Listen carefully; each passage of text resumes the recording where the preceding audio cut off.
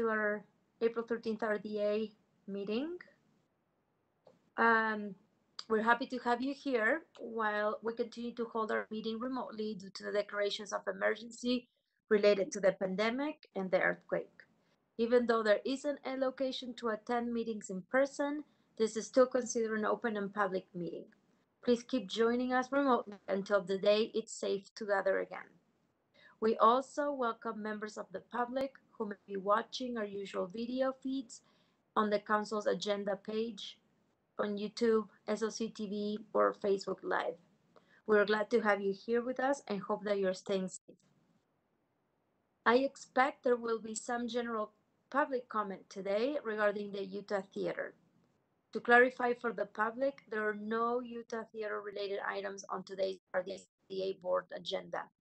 But any public commenters are still welcome to provide their general comments to the board.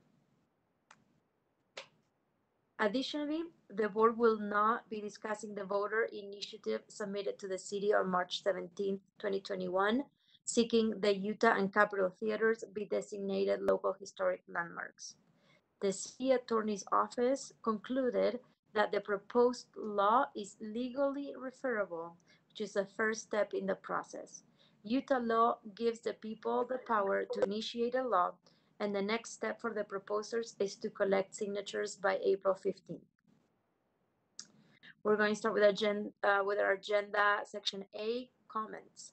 We start RDA meetings with comments to the board. As a reminder, written comments can be submitted to RDA offices at P.O. Box 145455, Salt Lake City, Utah 84114-5455. Your comments about any RDA business, or if you have any feedback to give us regarding today's meeting setup, please contact us. We're accepting your comments through WebEx, and for those whose only option is to call in, staff will be monitoring a separate telephone line. The board has always had rules of decorum that are created to advance the legitimate government objectives of having an orderly, efficient meeting that moves through the agenda and gives everyone the opportunity to voice their opinions. In person, we had the added benefit of being able to see each other, which helped us get to know our constituents and engage more meaningfully. We still want to provide a space for people to feel comfortable and safe to participate. In order to achieve this, our rules of decorum extend from the moment you arrive into our virtual meeting. To help facilitate our comment period, please be respectful, avoid yelling or making racial slurs, obscene or defamatory remarks. The board respects all points of view and we welcome new insights. However, using foul language and personal attacks make the public comment forum uncivil and intimidating for others.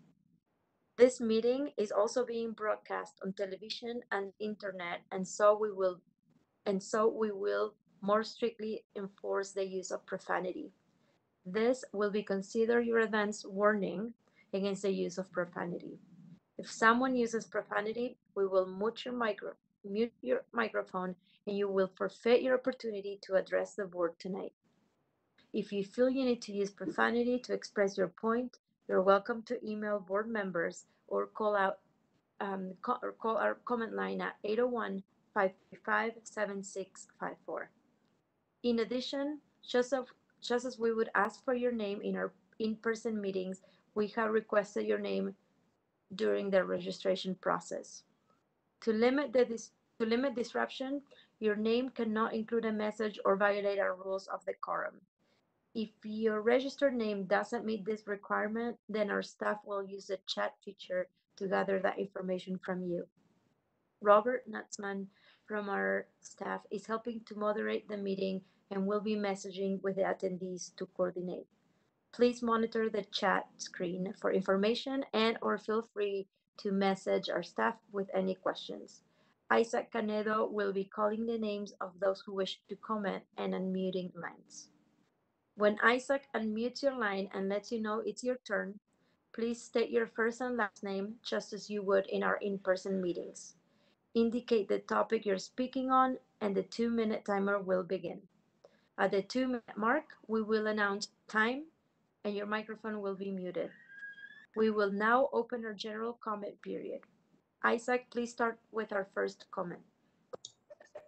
We have around 3 people to talk today, here to talk today. First up, we have Valerie Nagasawa, followed by Zach Flegg, and then Trey Imamura.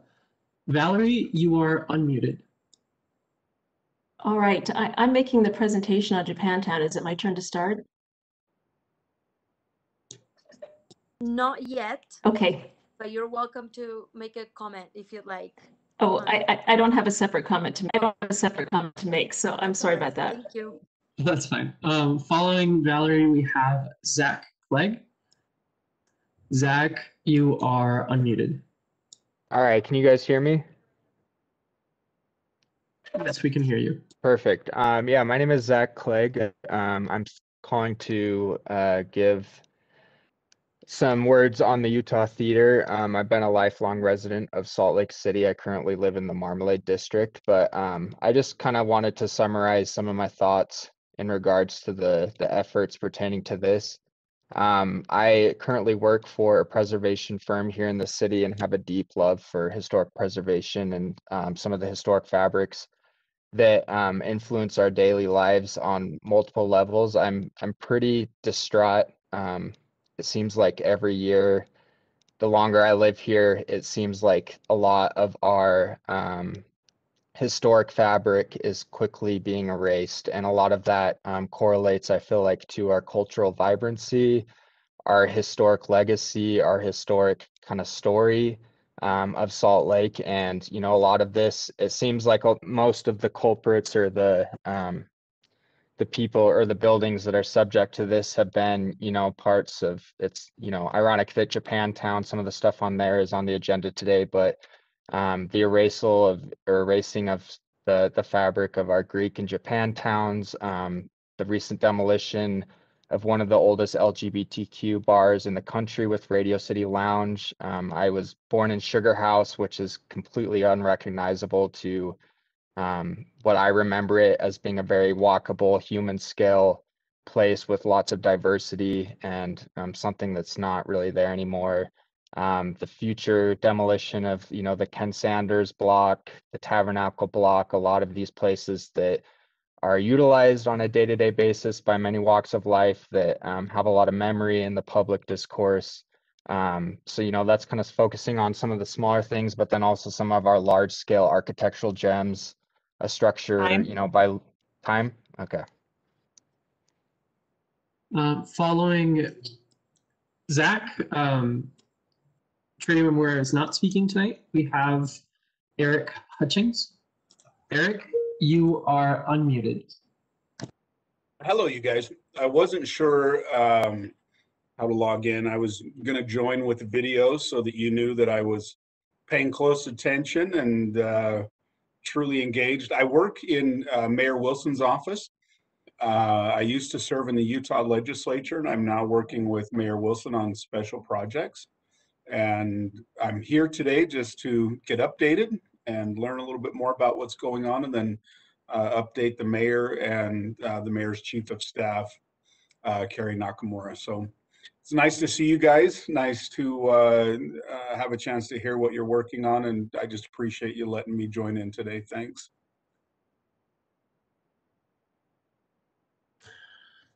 Following Eric Hutchins, we have Ksenia Nyasiva. Sorry about that. That's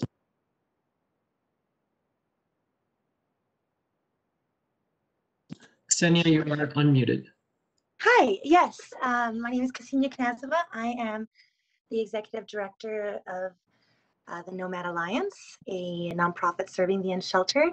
We just got 10 nomads employed today that are really excited to restart their lives, and all are begging us to please make a space for them to be safe.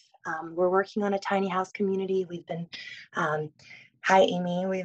Amy's come out with us, and we're really just hoping to move forward. I know that Mayor Aaron is really committed to getting this built by November, and so I just wanted to reach out and give myself as a resource. We have a plan. We have nomads that are willing to provide free carpentry labor. We can get all the materials donated. So let's execute and give them a safe space so they can really start their lives over instead of being shuffled to and from and re-traumatized. Because this solution that is in the current paradigm isn't helping anyone, and it's not making the city look good by any means. So let's work together. And I just want to thank you guys for everything you're doing. Thank you for supporting us and our community. We have no more speakers for today's general comment. Thank you to everyone who provided general comment. Are there any other comments from the board or, okay. All right. We have no public hearings today, so we're moving on to item C1. And that is redevelopment agency business. The RDA Board of Directors will receive information or hold discussions on or take actions on the approval of minutes for Tuesday, November 10th, 2020. Madam Chair, I move that we approve the minutes. Second. Thank you. Board Member Fowler, we made the motion and Board Member Dugan seconded. I'm going to roll call this. Councilmember Rogers, sorry, Board Member Rogers, Yes. Johnston, Yes. Wharton. Is he not here? Right. Board Member Wharton is absent. Board Member Mano, Yes. Board Member Dugan, Yes. and Board Member Valdemoros, which is me. I'm a yes. And me. Board Member Fowler. Yes. Okay. And that passes. We're moving on to item 2, a motion meeting remotely with our non-car location. The board will consider a motion to ratify the determination that the board will continue to meet remotely and without an anchor location under HB 5002. Madam Chair, I move that we ratify the resolution. Second. We have a motion by Board Member Fowler and a second by Board Member Dugan. I'm going to roll call. Board Member Rogers, Yes. Johnston, Yes. Wharton is absent. Board Member Mano. No, I'm not. I'm here and I vote yes. Oh, I'm sorry, I didn't see you. No problem. Board Member Mano, Yes. Board Member Fowler, Yes. Board Member Dugan, Yes. and I'm a yes. Moving on to item 3, it's informational and about the University of Utah Research Park project area creation update. In January 2020, the board adopted a boundary survey resolution which started the process to determine whether project area development is feasible within the survey area. RDA staff will update the board on creating a draft community reinvestment area, CRA, plan and next steps to analyze any future development. At the table, we have Danny Walls, the RDA COO, Tammy Hunsaker, RDA Deputy COO, and Tracy Tran, RDA Project Manager. Thank you, Madam Chair, members of the board. We appreciate the opportunity to be here with you today. As you stated, this item is a written briefing that was originally transmitted back in January. It is a status update on the process for evaluating a project area that would incorporate the research park area. Tracy Tran, our project manager, has a brief presentation with some additional information in that, and then we'd be happy to take any discussion or questions from the board. So I will turn it over to Tracy unless there's any questions right now. Thank you. Great, thank you. Would it be okay if I shared my screen? Yes, please. Great.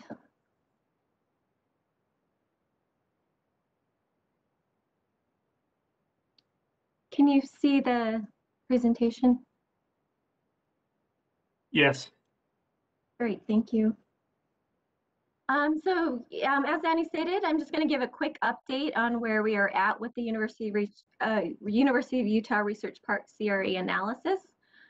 Just to give a quick overview of what has happened to date. The U of U began the Research Park Master Plan process in 2019. The RDA and various city departments were involved in the process as stakeholders. In 2020, the U completed the Research Park Strategic Vision Plan, and the board also authorized the boundary survey process that was mentioned at the beginning of this, which authorized RDA staff to prepare a draft plan and conduct analysis that determines whether or not project area creation is feasible for Research Park. And with that, the RDA has been engaged with the U for their second phase, their strategic implementation plan, in order to gather additional information that will help with the CRA process. So this is just a map showing the U of U survey area. And before we dive in into the update, there have been some questions about why Research Park. So I just want to highlight some of the things as to why we're looking at Research Park. So first, there could be a partnership opportunity with the University of Utah. The city currently lacks a relationship with the university, and in the past, many people have wondered why this is the case. In 2017, 2018, Salt Lake City was a fellow for the Daniel Rose Center through ULI, and throughout the process, which included working with experts in various cities, this lack of relationship with the U was again brought up. In addition to that, the university is a premier research institution, and it produces many startups and jobs that eventually grow out of the university. This partnership could allow for a greater number of overall public benefits with these two public entities working together. And I wanted to note that throughout the master plan process, the U did not need to include the city in their conversations, but they wanted our involvement from the beginning. Since they are an entity of the state, they technically could do what they wanted, and they aren't subject to any city ordinances. The city's involvement could help mitigate impacts to surrounding neighborhoods. Also, their comprehensive plans for 300+ acres incorporates many public benefits, and it is very rare, as there is very limited land in Salt Lake City for a comprehensive development of this size. Outside of the Northwest Quadrant area, which doesn't allow for residential, there aren't any opportunities for a comprehensive development of this size. So the use of tax increment could be used for better land use and a variety of public benefits that includes open space, trails, affordable housing on the east side, and just overall transit and transportation opportunities. So just as a reminder, the Research Park Strategic Vision Plan focuses on creating a sustainable mixed-use development that incorporates housing, retail, services, open space, and trails to the existing office development and surface parking within Research Park. It promotes compact and human scale environment. It leads with sustainable and resilient development and design strategies. It prioritizes multimodal circulation to and through the campus. And the design strategy focuses on three categories. It looks at an ecological framework for the park, a connective network, and an overall innovation ecosystem. So in terms of the overall timeline and what has been completed so far, so the only thing that was completed was that boundary survey that the RDA board authorized that occurred in early 2020. So in terms of the next steps, the preparation of that draft plan will include a variety of components, including the feasibility and public benefits analysis. This will include evaluating land use data and future uses, estimating taxable value and tax increment, understanding the cost of redevelopment activities, estimating the total project area funds, assessing the rationale for the use of project area funds, evaluating the uses of tax increment, understanding the beneficial influences on the community's tax base, and the associated economic activity the proposed project area will likely stimulate, and whether the project area is necessary to undertake the proposed project area development. We are currently working with the U and a consultant to begin understanding some of this information. In addition, the next steps will include looking at project area goals, and objectives, along with community engagement and coordination with stakeholders. On the next slide, we will address when different components will be brought back to the board for your review. But before that, some future steps would include reviewing and adopting a plan, negotiating with taxing entities, noticing and preparing and adopting a budget. There are a lot of steps that go along with this. So once we do have enough information to share, we do plan to come back in the next few months to the board with the following draft plan components and have the board provide policy direction on these components. So this would include public benefits analysis, standards and activities to guide development, and the actual project area plan. Well, the first draft of it at least. So we do anticipate these coming back in the next few months. And with that, we're happy to answer any questions about this process. Thank you so much for this. Board members, do you have any questions for Tracy or any other discussion about moving forward with this work that Tracy's doing or not? It's open. The floor is open. The virtual floor is open for you guys. Madam Chair. Yes, go ahead. So when do we decide if we want to actually go forward with this plan? It seems like things are kind of happening, and but we haven't actually voted to create it yet. And I would like, Danny, if possible, if you could answer that question, which I had already in another. Yeah, that would, I mean, the actual approval or disapproval would likely be when we present the draft plan. Obviously, we would have some check-in points with the board, either in public meetings or small group meetings if desired. But until we actually present the plan and make any recommendations as to the feasibility, what our involvement would be, and then what that structure would be, that would be the approval of the board to move forward or not. Okay. If we decide not to go forward with it, are we like to a point where that's gonna like be a problem to untangle it or anything like that? No, we don't have any commitments, formal commitments with the university right now, as much as they understand that what we're doing is working off of the master plan process that they have completed, as well as now the phase that we're in terms of looking at the financial analysis, as well as what that would entail as part of uses of tax increment and ideas for that. So they recognize that we're going through our own due diligence process right now, and that we don't necessarily have any obligations. Madam Chair, can I ask one more question? Are there, I mean, I like the idea of being able to partner with the University of Utah, but isn't there, is there something that we could do maybe on the west side that would be more, is there a partnership opportunity there? Directly with the university or as a function of the Research Park project area? With the university. That can certainly become part of the conversation. I know at a very high level, and Ben Collender can jump in on this as well.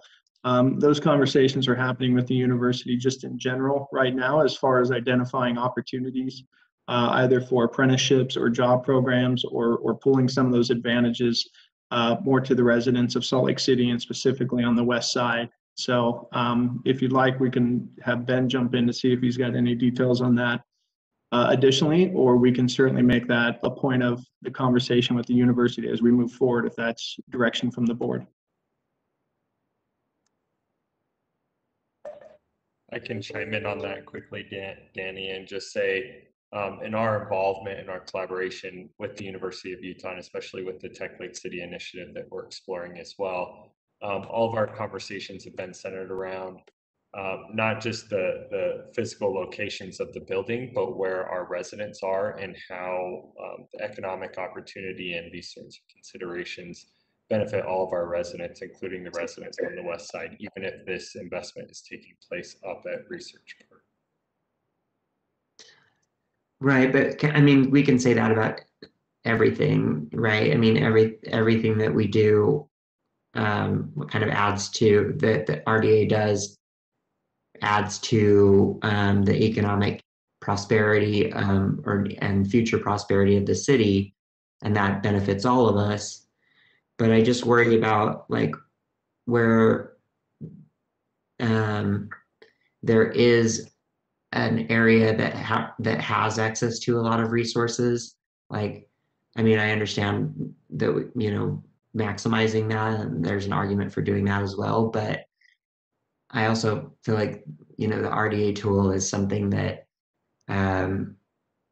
we use in areas where there aren't other options or where things other attempts have failed. So I just wonder about prioritizing an area that has a lot of resources already, if there are downsides to doing that. I think that's a further conversation with the RDA in terms of the physical locations. But what I can say is, as the RDA develops a draft plan, and with our engagement, we're definitely pressing that consideration. And what we could press the university on as well is a measurable way that these programs benefit the residents equitably, and have that included back in the plan as appropriate, Danny, through that process. But we're happy to carry that voice back, and then as it comes before the council for that wider policy consideration on where exactly the project areas go, at least the council and the RDA board will be able to weigh the opportunity against where the workforce is benefiting versus where the physical improvements are being made in the city. And I would just add, Director Wharton, that we can certainly have that. If that's the direction of the board, we certainly can include that analysis as part of the plan, so that can be considered along with the project area as a whole. Happy to provide ideas and opportunities there. Right, Board Member Mano. Yeah, I guess my question on this would be similar to Board Member Wharton's question, but I think my question is, do we have clear ideas of what will happen in this area if the RDA is involved versus if not? Because it seems to me like a lot of times our RDA tool is a good way to start development happening, start redevelopment, and start investment. But the investment seems like it's already been started in this area, and that the university already has a master plan, and that a lot of these things are going to happen anyway. So I guess, is there a few specifics as to if we are involved, it will happen this way instead of another way? And is that more programming, like you said, partnerships with apprenticeship programs, or is it like physical infrastructure that can happen with the RDA tool that wouldn't otherwise? Director Mano, that's a great question, and that's at the very heart of the justification for why we would propose a plan. And I think the purpose of the plan is to demonstrate that in terms of what the use of tax increment would go to, what are the additional public benefits that you would likely see within this project area, and how we would obviously tie those to whatever milestones or metrics or projects that we would want to ensure happen as a result of that investment. So that's very much the next step of the process, and what we would need to demonstrate both to you as well as understanding with the university of where we would target our funds and what that would look like as the development overall. So that's what we'll see in the next step if we decide that we'd like you to continue making the plan, basically. That's what we would include in the plan before you even make a motion. And Director Fowler will love when I say that that's the heart of the but-for test. I almost wasn't going to say it, but I figured that's the best way to tie it together. Is that's RDA in a nutshell.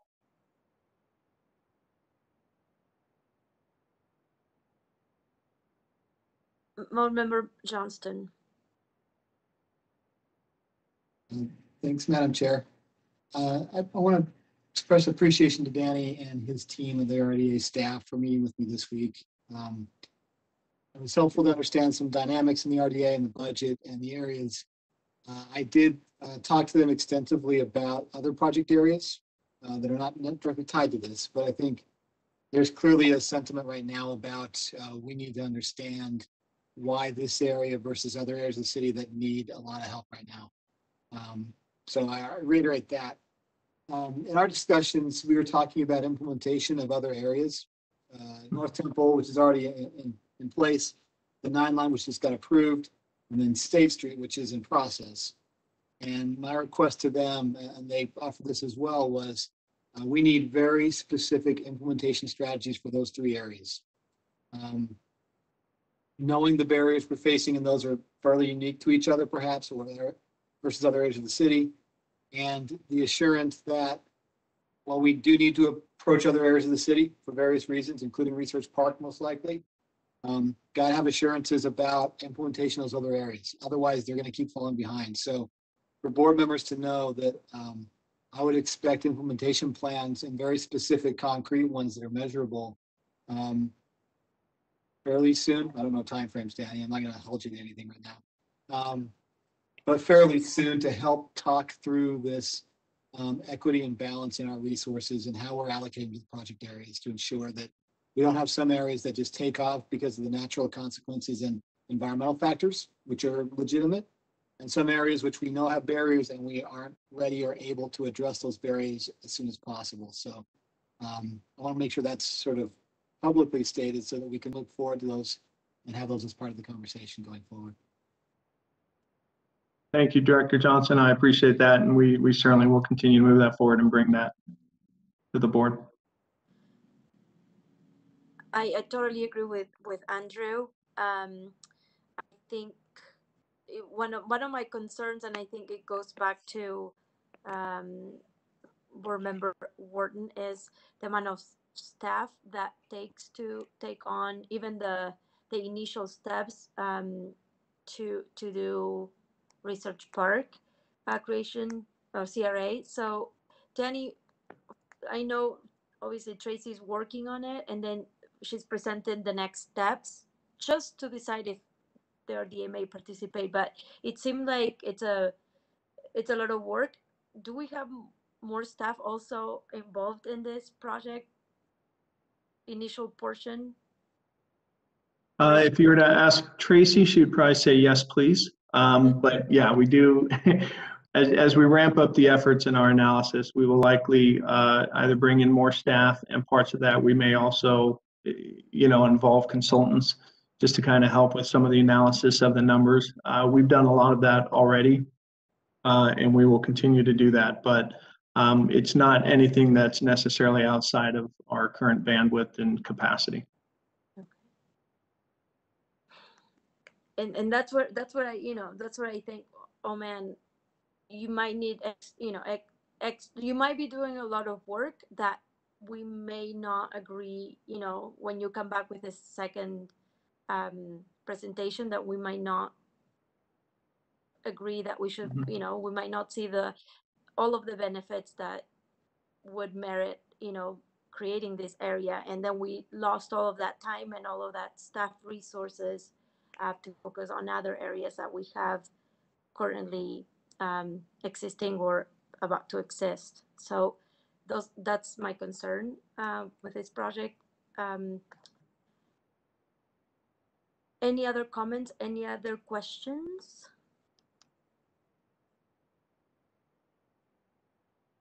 So board members, would we like to say yes, come back with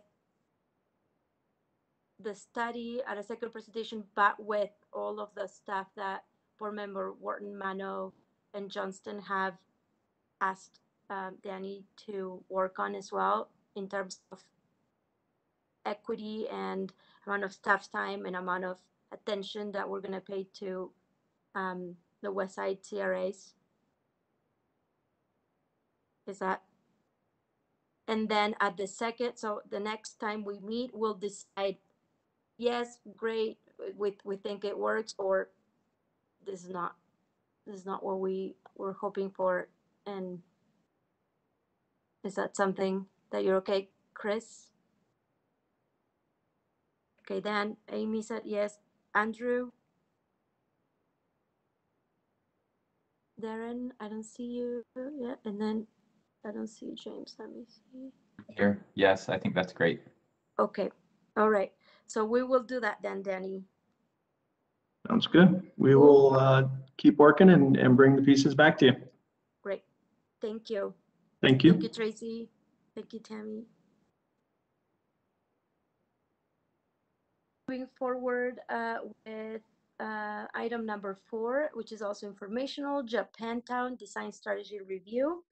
The design strategy was funded by the board as starting point for supporting revitalization of Japantown Street, which is 100 South, on 100 South between 200 and 300 West. The design strategy reflects over 3 years of community engagement, research, and this is a hard word for me, hold on. Prioritization for future investment and management of the cultural and historic assets in this area. At the table, we have Allison Rowland, which is our policy analyst, Danny Walls, Corinne Piazza, Valerie Nagasawa, Christine Richmond, Jesse Allen, and Annika Egan. And available for questions, we have Senator Gianni Iwamoto, welcome, and Roland Yoshinaga, and Judge Raymond Uno. Welcome to you guys too. Go ahead. I'll defer to Allison first. I think she's can tee it up and turn it over to Corinne. Thank you, Allison. Thank you, Madam Chair and Danny. As you mentioned, Madam Chair, this is the review of the design strategy for Japantown. I wanted to mention the 3 major entities on Japantown Street that were involved in this, at least in the outset as part of the working group. These are the Salt Lake Buddhist Temple, the Japanese Church of Christ, and the Japanese Community Preservation Committee. And the 3 members of the Japantown community who you mentioned as available for questions represent each of those organizations. As some of you will recall on the board, and some of you won't because you weren't on the board at the time, this idea of funding the design strategy for Japantown came because of concerns that were raised by the imminent development of the parcel known as Block 67. So this is directly adjacent to Japantown Street, and in fact, part of that property is on Japantown Street. The initial plans for the development of that property, which is now known as the West Quarter, were concerning to the board because of the scale, because of the orientation of the buildings, and because things like garbage collection, delivery, and other sorts of back of house operations, that's where the S goes. All of these were on the Japantown side of it. So the board was interested in potential mitigation of these problems for Japantown, including design improvements and some good neighbor requirements that would alleviate some of these problematic issues. The board worked with, or rather, the board designated a facilitation process at the outset for both the Block 67 developers and the Japantown community to come together and talk about ways to resolve this. And that group was able to achieve some of these design improvements and other requirements. And these agreements were incorporated into the West Quarter development agreements with the RDA. So that section was done by the facilitation process that the board set in motion. The next phase, which is the one that we're looking at today, involves the Japantown working group and the team that was hired thanks to the funding by the board. Through an RFP process, GSBS Architects was chosen as to lead this visioning project. Sorry, I think I need more coffee. And so this is the culmination of that process, this presentation that you'll hear from GSBS. Just to mention 2 potential policy questions for the board. One is that the RDA staff and GSBS architects recommend that the community establish a management organization, which would be similar to those that are found in other Japantowns or those sorts of areas in other cities, and that this group take responsibility for Salt Lake City's Japantown and to act as the official decision-making body for the area. So the board may wish to consider options for supporting the creation of a management organization, either through the RDA or through other city departments. The other policy question concerns the total amount of the proposed improvements, which are structured to occur over time. These would total somewhere between $6 and $7.5 million if all of these were to be enacted today. That is a question for the board and for the community, of course, but the board may want to request some more specific information from RDA staff on potential funding available through city sources. These would include project income funds, CBD downtown placemaking funds, capital improvement funds, and perhaps other funds that would be available for these purposes. So those are the two policy questions, and I'll let someone who hopefully is being more articulate than I am today take it from here. Thanks. Thanks so much, Allison. I will be very, very brief, as Allison did a great job covering that project history and how we got here today. I just wanted to briefly cover the four main focus points of what we asked GSBS to accomplish.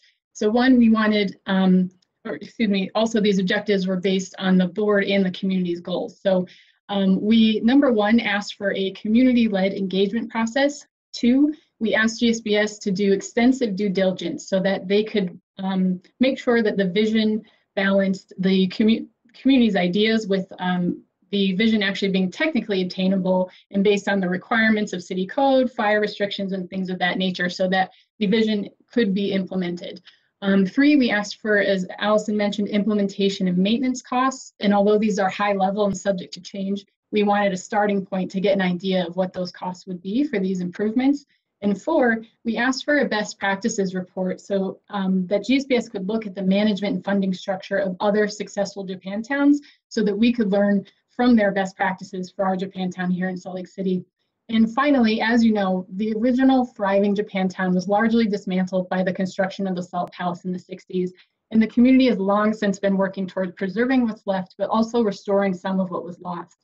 And the design strategy is an important piece of that journey, as now we have a community-led process that created a vision for Japantown as an important building block towards the next steps of beginning to seek funding in the revitalization of Japantown Street. So our presentation today, of course, is briefing only, and there's no formal action, but we wanted to update you with this great work that GSBS has done with the community. And as Allison mentioned, we also have Senator Janie Iwamoto and Roland Yoshinaga available from the community if you have questions for them directly. Thank you so much, and I will hand it over to GSBS for their presentation.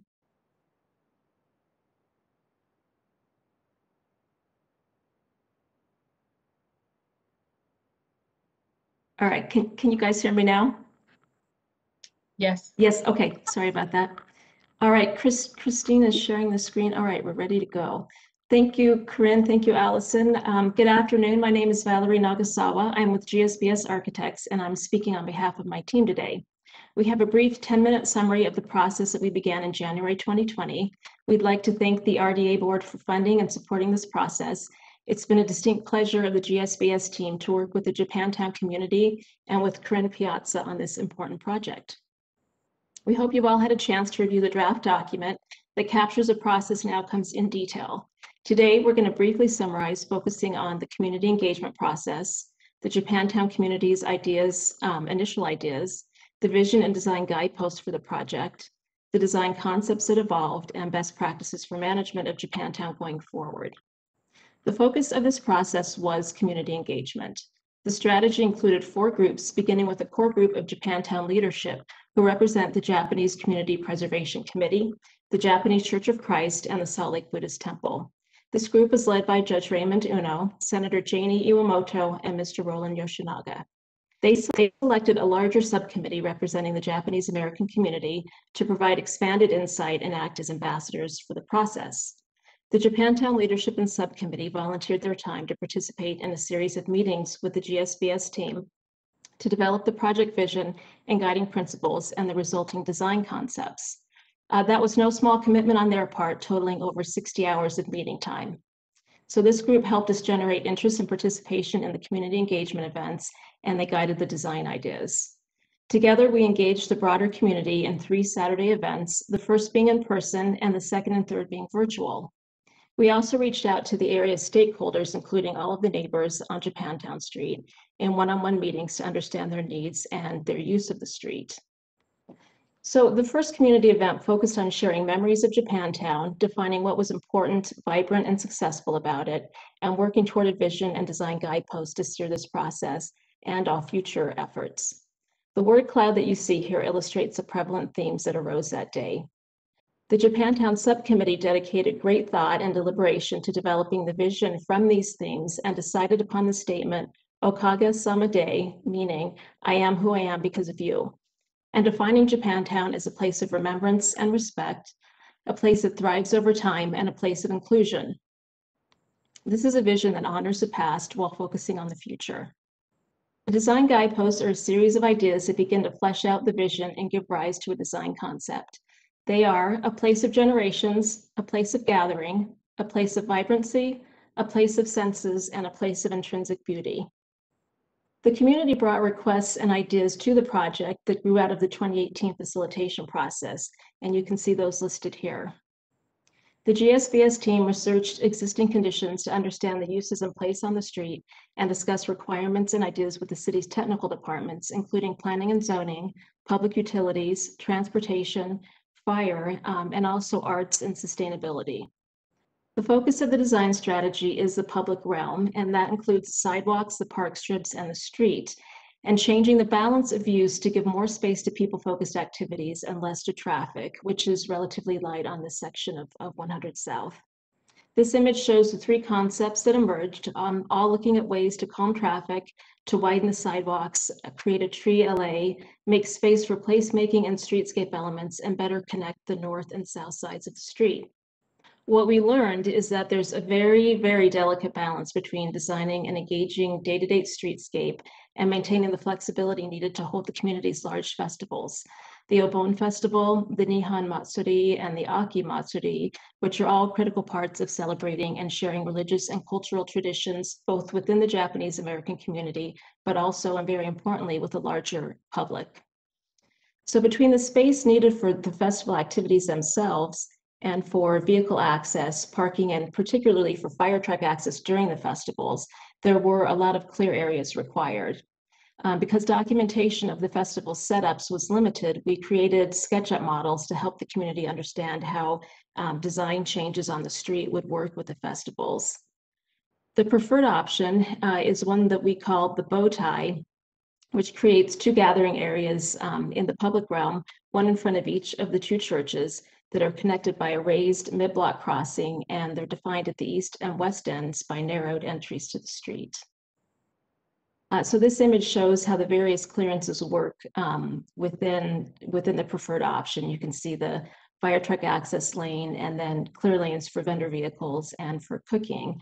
That's mostly for the Nihon Matsuri Festival. So we categorize placemaking elements into 3 groups. The first one is history and storytelling elements. Those would be historical markers and plaques, culturally inspired patterns, textures, and colors, and banners that would be mounted on the light poles that use imagery and words to brand Japantown and advertise events. The second are art elements, such as street entry monuments, which may be sculptural pieces. And then the third are functional elements, which would be typical streetscape elements like trees, which in this case we're planning as Japanese cherry trees, and decorative tree grates, light posts, bollards, benches, and even decorative manhole covers, which we discovered during the process are a great canvas for art and placemaking in Japan. So with all the placemaking elements, the goal is to identify and brand Japantown Street in a way that is rooted in the past, but is fresh and forward-looking to the future, and that really engages people of all ages and all backgrounds. So because there are so many clearances required, we put together a diagram that defines the zones available for the different kinds of placemaking elements. And this is a diagram that will be important moving forward for sure. So the light gray areas are the most restrictive, and the available canvas in those areas really is the paving surface itself. So nothing vertical would be placed in these areas. The green areas are places for landscaping and ground cover in addition to the street trees. And art and other elements could be placed in those areas. And then the purple areas are places for the vertical elements like interpretive signage, raised plaques, benches, sculpture, light posts, bollards, all of those things. So we looked at a phased implementation strategy that allows the design to be constructed as funds become available. This maintains the integrity of the full vision, and it allows each step to build upon the last step, so things aren't being undone in the process. We've outlined a three-phased approach, which realizes some of each type of improvement in each phase, some of the functional improvements, some of the safety improvements, and some of the placemaking elements. Here is a summary of the construction implementation costs for each phase. It includes the optional cost of a curbless street design, which is something that the community discussed at great length during the process as a way to make the street really truly universal and barrier-free. These costs, I think, as Allison mentioned, are in today's dollars. And then we also estimated the ongoing and annual cost of maintenance of the street design. So then finally, as Corinne and I think Allison both mentioned, the best practices and implementation part of the project. So as part of this process, the team looked at other Japantowns and cultural districts around the country to identify best practices in the areas of long-term coordination and governance. And that included leadership structure for ownership and operations, management practices to coordinate funding requests and operations and maintenance, and then funding sources. The case study locations are Denver's Sakura Square and San Jose and San Francisco's Japantowns. The primary lesson that we learned is the importance of a single organization as a decision-making and coordinating body. This single organization does not take the place of the existing organizations, and it doesn't supplant their individual missions, but it creates a body to coordinate and keep the lines of communication open as implementation and long-term operations of the street occur. So the organization will pursue funding both for infrastructure and for operations. It'll orchestrate the content of the historical and art elements on the street, and then work as a group to plan events to activate the street.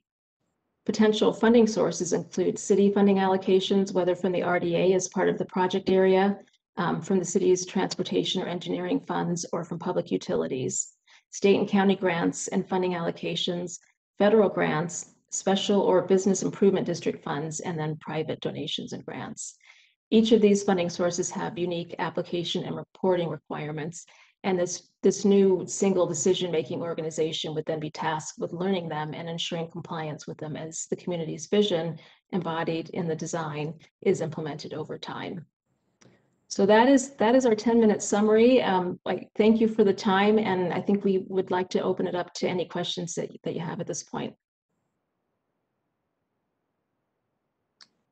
Board Member Fowler, go ahead.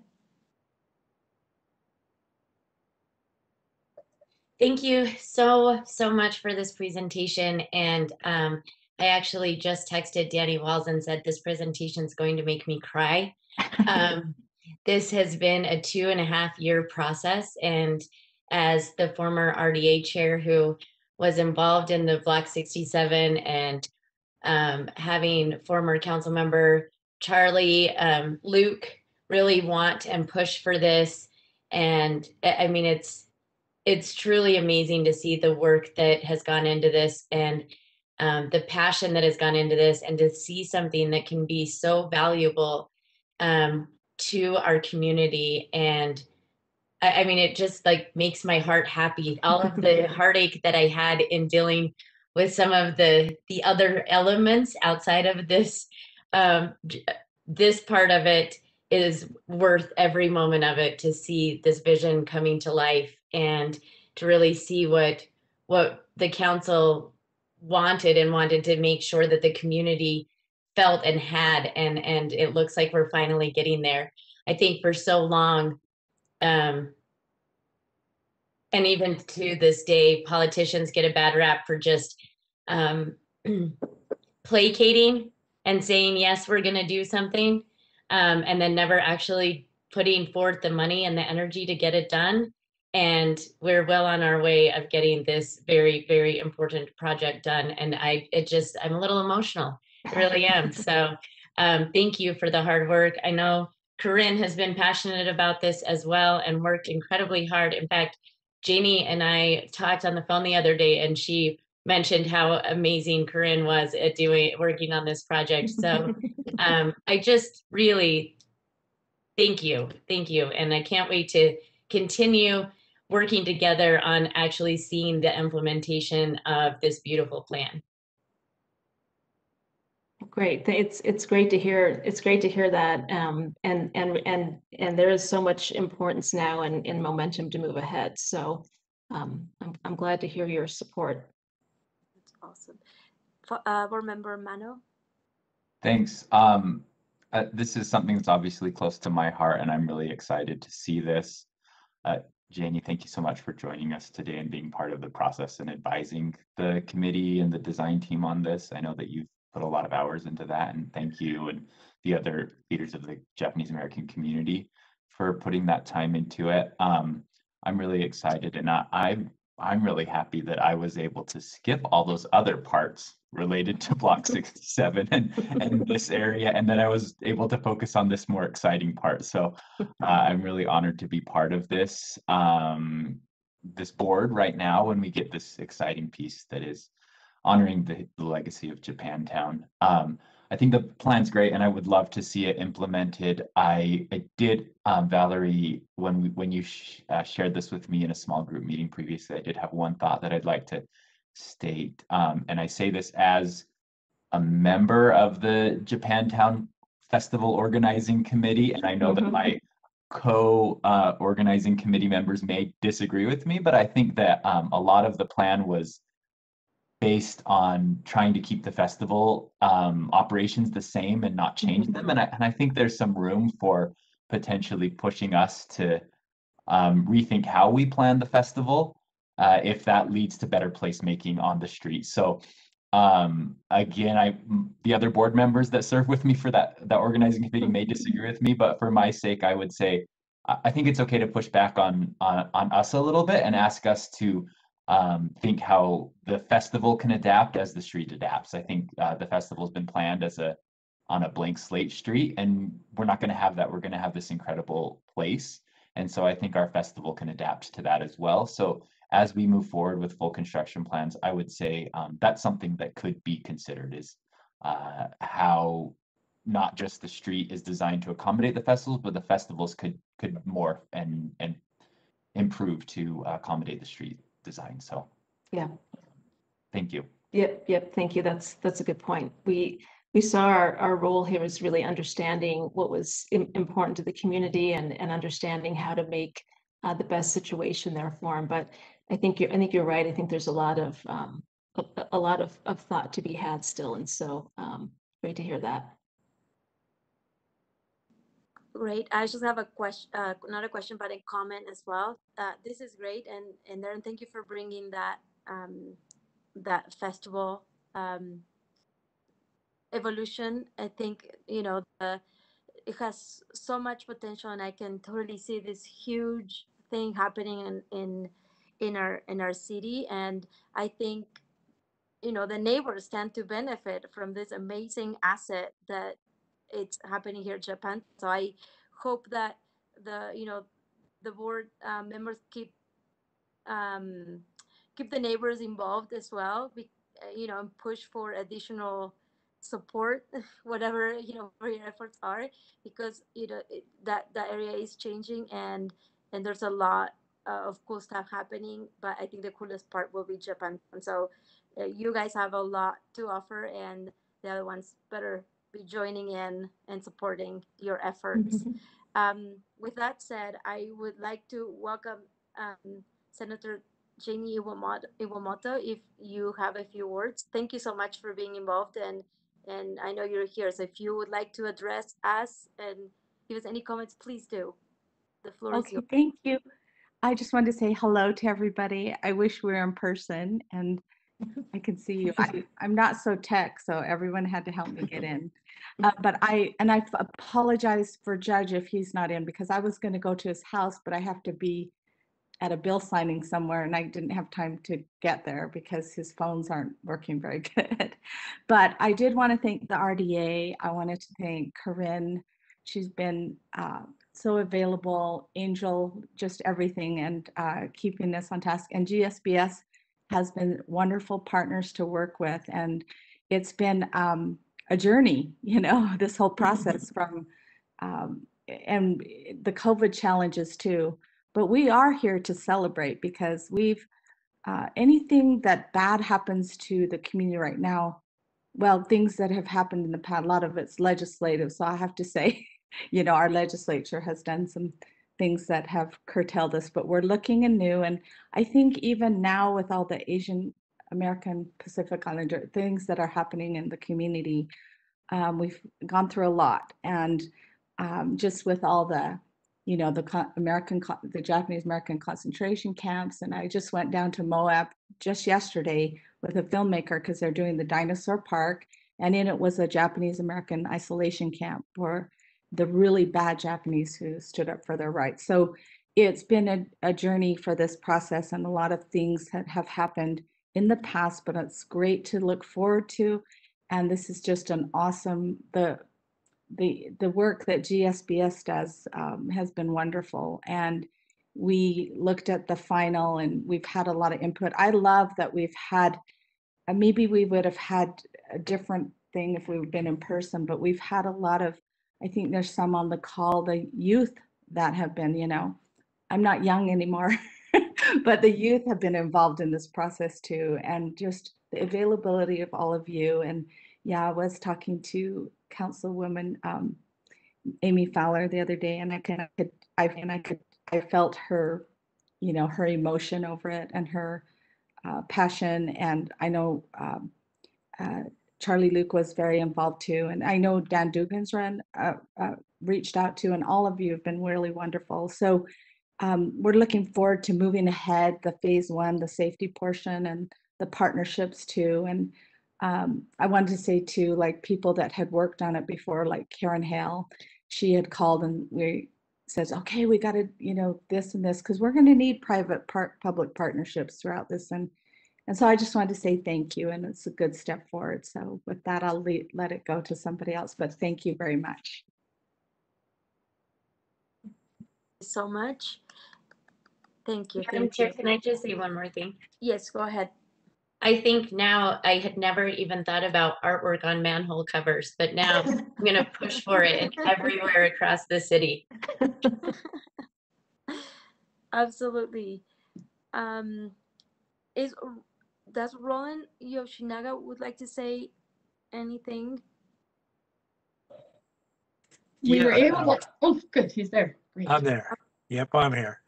Well, I also just wanted to say thank you, and thank you for Corinne's involvement, and Allison, and all of them have been around whenever we needed them. So I just really want to thank you. And I want to thank the board for its investment in this. As Director Fowler had said, when we started this, we were just kind of in a crazy place. And you know, the conversation was about what happened 50 years ago. And now in our community, because of this effort, the conversation is now about where are we going to be 50 years from now? And it's just completely flipped the coin into the future. And everybody's very excited about the possibilities, about what these properties may be able to become at some point in time in the future.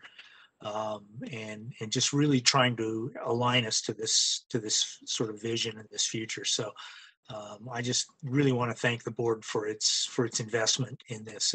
It's been wonderful, and I think it will pay off, and it will pay off again 50 years from now. They'll look back at this effort and say, this is where it changed. This is where the changed direction. So thank you very much. Thank you for your words. So we are going to move forward with item number 5. and that is report and announcements from the executive director. Mr. Wells, where are you? This is the mayor's section, if she has anything she'd like to say. And I just feel the thrill that you described, Board Member Fowler and others, about seeing this plan come to such beautiful fruition. And now I can't wait to make it happen on the ground and with the community. It's a really, really fulfilling day. Thank you, Mayor / Executive Director, for your words. We're excited about that, super excited. Moving on to item number 6, report and announcements from RDA staff. Thank you, Madam Chair. We don't have any formal reports to make today, but I would just add on to what everyone else has said. I'd like to first and foremost thank the community stakeholders of the Japanese American community for their involvement. And GSBS did an amazing job, as mentioned, especially in terms of pivoting during COVID to continue a public process and figuring that out. Corinne was amazing, and also Allison Rowland. I think you as a board and council need to understand the amount of time she invested, and it was great. So thank you for your support for this, and we're excited to kind of move forward with the next steps. That's all we have, unless the board has any questions of me. Board members, do you have any questions for Danny? I don't see any hands. Let me check. All right, we're moving on to item number 7, report of the chair and vice chair. Dan, do you have anything? I cannot see you. No, I do not. Okay, just not a report, but just an encouragement because of the area that we're talking about. Block 67 is obviously moving pretty fast, and if you haven't seen it, drive around, and if you like to take a tour of the project, we can accommodate. I was able to go there this week, I think, or last week, sorry. So it's pretty impressive. And then as you walk through 100 South, you can see the potential after you saw the presentation today of Japantown and the design. You can see how awesome that street could be. So I invite you guys to visit that or tour that area, and you can contact me and we can make arrangements.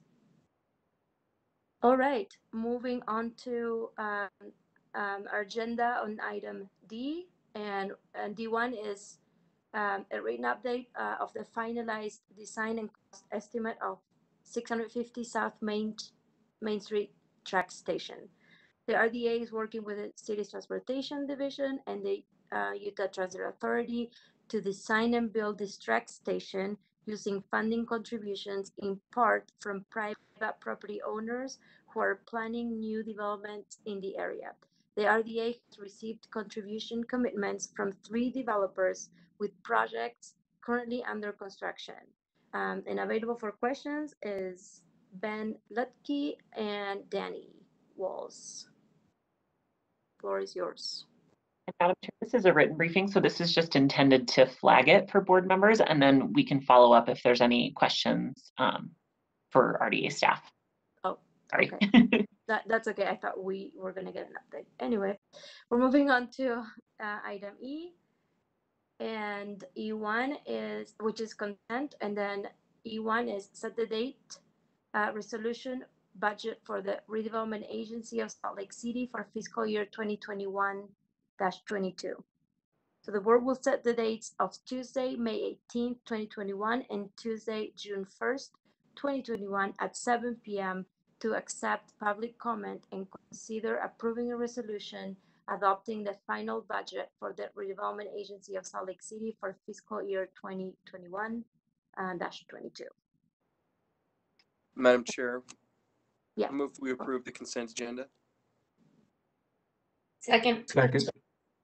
All right. Motion by Board Member Rogers and seconded by Board Member Fowler. And we'll roll call this.